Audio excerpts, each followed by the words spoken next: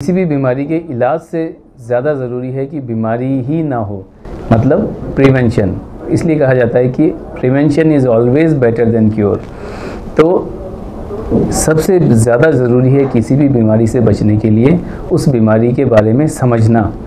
तो हम ये चाहते हैं कि जो स्कूल में बच्चे पढ़ रहे हैं वो कैंसर की बीमारी को समझें, ये क्यों होता है, कैसे होता है, और जितने भी उपाय हैं इससे बचने के उन सब को जान लें।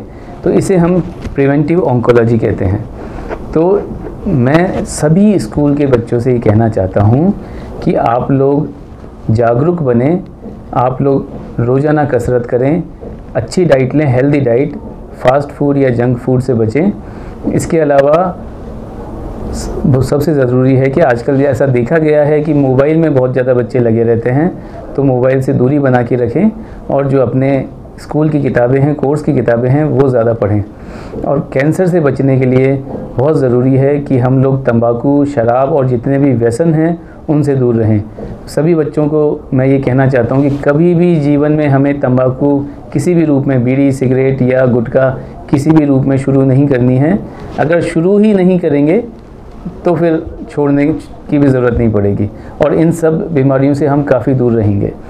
तो सबसे ज़्यादा ज़रूरी है रोज़ाना कसरत, हेल्दी डाइट, और एक चीज़ और है जो कि बहुत ज़रूरी है, आपको भी समझना चाहिए और अपने घर के बड़ों को भी समझाना चाहिए कि साल में एक बार हेल्थ चेकअप कराना बहुत ज़रूरी है।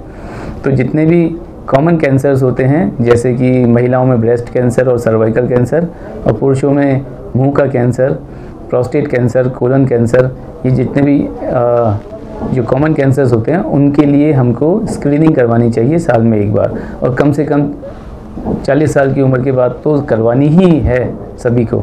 इसके अलावा कुछ कैंसर की वैक्सीन्स होती हैं जिनको हम प्रिवेंटिव वैक्सीन कहते हैं।